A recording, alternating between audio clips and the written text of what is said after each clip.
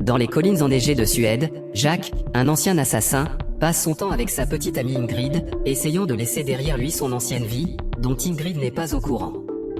Un matin, alors qu'il se promène, il découvre des empreintes de pas dans la neige. Ingrid pense qu'il s'agit de chasseurs, mais Jacques en sait plus et se méfie. Il entraîne Ingrid dans une cachette juste à temps avant que quelqu'un ne commence à leur tirer dessus depuis les bois. Jacques choque Ingrid en lui révélant qu'il a une arme et s'en sert pour tuer l'agresseur d'un seul coup. Le corps tombe devant eux et Jacques commence à le fouiller, tout en disant à Ingrid de rentrer dans la maison et d'appeler la police. Mais dès qu'Ingrid se retourne, Jacques la tue à son tour, car il sait que son identité a été compromise. Jacques quitte ensuite précipitamment le pays et se rend à Rome, en Italie, où il rencontre son supérieur hiérarchique, Pavel. Jacques explique qu'il a été retrouvé par les Suédois et qu'Ingrid n'y est pour rien, mais Pavel croit toujours qu'elle a pu le piéger et rappelle à Jacques qu'il ne doit pas se faire d'amis dans ce travail. Pavel s'occupera des personnes qui ont retrouvé Jacques, mais en attendant, il ne peut pas rester dans une si grande ville. Il s'est donc arrangé pour que Jacques reste à Castelvecchio, une toute petite ville sur la carte. Avec la voiture que Pavel a préparée pour lui, Jacques se rend à Castelvecchio, mais dès qu'il arrive, il déteste cette ville parce qu'elle est si petite et si ennuyeuse. Jacques décide de faire demi-tour, de jeter le téléphone que Pavel lui a fourni et de se rendre à Castel del Monte, une ville plus active. Il y loue un appartement très modeste et adopte le nom d'Edouard, mais la plupart de ses voisins l'appellent l'Américain. Un matin, Jacques a du mal à utiliser un distributeur automatique et est abordé par le père Benedetto, qui l'aide après que Jacques a dit qu'il n'était pas doué pour les machines. Bénédicte lui pose beaucoup de questions pour mieux le connaître et l'inviter à boire du vin chez lui. Jacques tente de refuser mais Bénédicte lui rappelle que les prêtres voient tout. Plus tard, Jacques utilise un téléphone public pour appeler enfin Pavel, qui est furieux contre lui d'avoir abandonné son téléphone portable. Cependant, Pavel propose à Jacques de créer un costume sur mesure pour un collègue assassin, ce qui signifie que Jacques n'aura pas à tuer qui que ce soit. Jacques promet d'y réfléchir. Quelque temps plus tard, Jacques se rend à Sulmona, où il fait des courses et observe Mathilde de loin. Lorsqu'elle s'assoit dans un café, Jacques prend la table à côté d'elle et ramasse son journal lorsqu'elle le laisse tomber, signe qu'il est l'armurier qu'elle recherche. Mathilde donne à Jacques tous les détails dont il a besoin pour son arme et Jacques accepte le travail, soulignant également qu'un homme les surveillait, mais Mathilde jure de travailler seule. Plus tard, lorsque Jacques rentre chez lui, il croit voir le même homme en ville et fait de son mieux pour l'éviter. Quelques jours plus tard, Jacques se rend à la poste pour récupérer un colis très spécial, il s'agit des pièces nécessaires pour commencer à travailler sur l'arme. La première moitié du montage se passe bien, mais il lui manque encore quelques éléments pour fabriquer un silencieux. À la nuit tombée, il décide de se rendre dans une maison close et rencontre Clara, une call girl qui bouleverse son univers. Quelque temps plus tard, Jacques aide Bénédicte à réparer sa voiture qui tombe en panne au milieu de la route. Le prêtre le remercie en l'invitant à dîner chez lui et Jacques entend les histoires de Benedetto sur ses relations avec les habitants de la ville.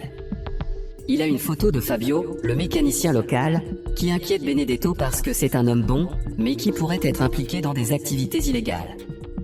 Jacques se demande si Benedetto a déjà voulu être autre chose qu'un prêtre, et Benedetto, sarcastique, se demande si Jacques a déjà été autre chose qu'un photographe.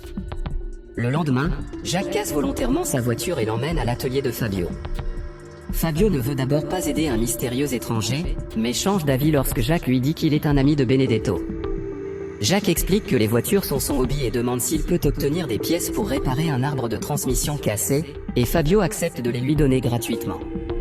En cherchant ce dont il a besoin pour fabriquer le silencieux, Jacques découvre que Fabio possède une copie de la même photographie que Benedetto. Arrivé à son appartement, Jacques recommence à travailler sur l'armée. À la tombée de la nuit, il réussit à terminer le silencieux.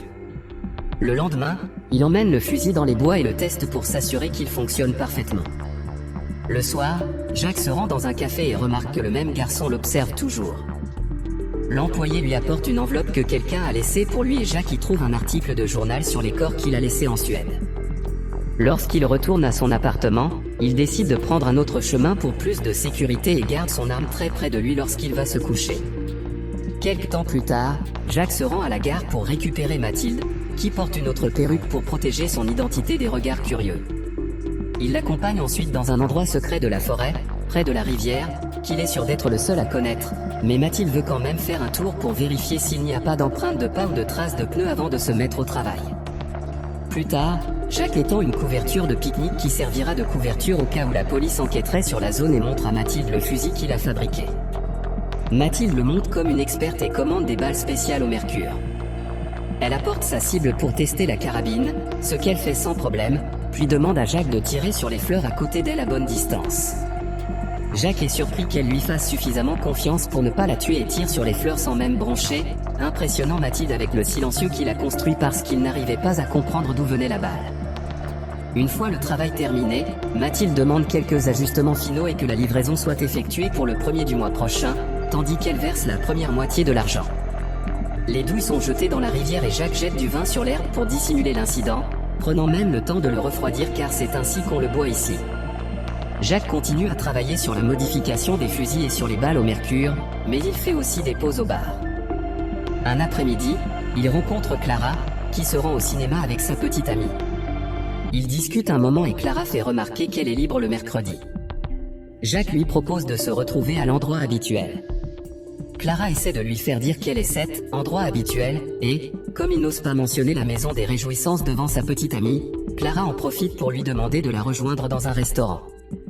Après le départ des dames, Jacques ouvre le journal et s'inquiète lorsqu'il lit que des call-girls ont été assassinées. Plus tard dans la nuit, Jacques rentre chez lui et remarque que le type habituel ne se contente plus de l'observer, mais le suit vraiment. Jacques se cache dans une ruelle et enlève ses chaussures en attendant que l'homme passe, puis commence à le suivre en dégainant son arme. Son intention est de le tuer, mais son plan est interrompu par l'arrivée soudaine d'un voisin en scooter, qui avertit le garçon de leur présence.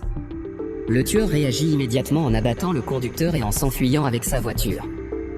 Jacques prend les clés du cadavre et utilise le scooter pour le suivre. Une course-poursuite s'engage dans toute la ville, Jacques essayant de tuer l'homme, mais ratant sans cesse ses tirs. Lorsqu'ils atteignent la sortie de la ville, Jacques réussit à percuter un pneu et à faire s'écraser la voiture. Jacques s'approche alors de l'homme pour le tuer avec ses mains et retire son arme.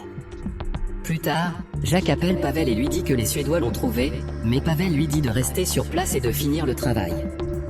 Jacques veut savoir comment il a été retrouvé et Pavel lui répond que Jacques est en train de perdre le fil de ses pensées. Cette nuit-là, Jacques a du mal à dormir car la culpabilité d'avoir tué Ingrid continue de hanter ses rêves. Il décide d'aller se promener alors que le soleil vient de se lever et croise Bénédicte, qui aime faire des promenades matinales pour remercier Dieu de tout et lui demander de prendre soin des pêcheurs. Jacques fait remarquer que tous les hommes sont pêcheurs, ce qui amène Benoît à expliquer que ceux qui recherchent la paix ont beaucoup péché dans l'histoire, et que Jacques a beaucoup péché. Le soir, Jacques rencontre Clara au restaurant. Il est très impressionné par la façon dont elle traite le serveur lorsqu'il essaie de prendre la commande de Jacques au lieu de Clara en raison de son sexe, et lorsqu'un fleuriste passe, Jacques lui achète une fleur. Clara proteste contre le fait que le vendeur pense qu'ils sont un couple, mais comme Jacques l'achète quand même, elle y voit un bon signe. Après le dîner, ils se rendent chez Clara et passent la nuit ensemble.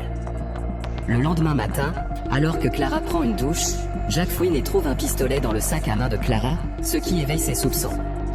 Plus tard dans la journée, il termine sa commande et achète une valise ainsi qu'une pile de fournitures de bureau pour cacher l'arme correctement.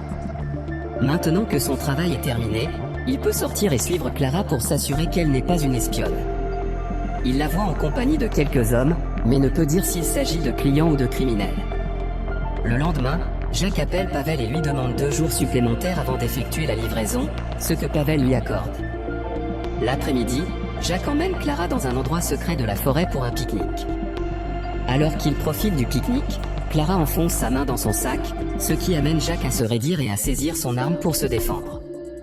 Il s'avère que Clara ne faisait qu'attraper sa crème solaire, mais sa réaction déclenche tout de même une dispute. Clara explique qu'elle a une arme pour se protéger parce qu'un tueur chasse les call-girls et Jacques accepte de croire à cette explication. Clara lui demande alors de l'accompagner demain à la procession de la Villée. Lorsque Jacques dit qu'il y réfléchira, Clara lui demande s'ils peuvent commencer à sortir ensemble tout le temps. Jacques rejette immédiatement l'idée, expliquant qu'il ne peut pas rester éternellement, ce qui pousse Clara à l'embrasser et à le supplier de rester. Jacques ne cesse de penser à la demande de Clara lorsqu'il rentre chez lui et décide d'appeler Pavel pour l'informer qu'il est sorti après la livraison. Pavel est apparemment d'accord, mais après que Jacques a raccroché, Pavel appelle Mathilde pour lui faire part d'une demande spéciale. Le lendemain, Jacques se rend dans un café au bord de la route pour rencontrer Mathilde, qui porte à nouveau une perruque différente. Il lui remet les balles de mercure dans un bocal spécial et Mathilde prend également la valise et s'excuse pour aller aux toilettes, où elle prépare un autre pistolet qu'elle a apporté avec elle. Jacques remarque que Mathilde prend trop de temps et que les autres clients sont partis, il est donc anxieux et seul. L'arme prête dans sa poche, Jacques décide d'attendre dehors pour se mettre en sécurité et Mathilde lui apporte le reste de l'argent. Il semble avoir encore quelque chose à dire, mais à ce moment-là, un bus rempli d'enfants arrive et Mathilde s'en va avant qu'on puisse les remarquer. Jacques retourne en ville et Mathilde le suit alors qu'il parle au téléphone avec Pavel, qui veut qu'elle tue Jacques le plus vite possible. En ville, les rues sont bondées en raison de la procession. Il est donc facile pour Mathilde de se faufiler dans une maison, de tuer les propriétaires et de trouver une place sur le toit pour surveiller Jacques, tandis que Pavel arrive également dans la région. Jacques rencontre Clara et lui demande de s'enfuir avec lui. Clara accepte bien sûr et tous deux s'avouent leur amour. À ce moment, Mathilde s'apprête à tirer sur Jacques, mais son arme se retourne et la tue car Jacques l'avait préparée à l'avance. Jacques va alors voir Mathilde pour lui demander qui l'a envoyé, Mathilde avoue que c'était Pavel avant qu'il ne meure. Soudain, Bénédicte arrive pour voir ce qui se passe et Jacques pointe son arme sur lui, mais il a appris sa leçon avec Ingrid et ne tire pas. Après s'être excusé auprès du prêtre, Jacques part à la recherche de Pavel, entrant délibérément dans une ruelle vide pour se faire suivre. Pavel mord à l'hameçon et s'approche, mais lorsqu'il lève son arme, Jacques se retourne et tire pour le tuer. Jacques prend ensuite la voiture pour aller dans la forêt, mais il commence à se sentir mal lorsqu'il réalise que Pavel l'a frappé et qu'il se vide lentement de son sang. Cependant, Jacques fait de son mieux pour atteindre la forêt et voit Mathilde qui l'attend, le poussant à la rejoindre désespérément mais mourant avant qu'il ne puisse lui dire au revoir.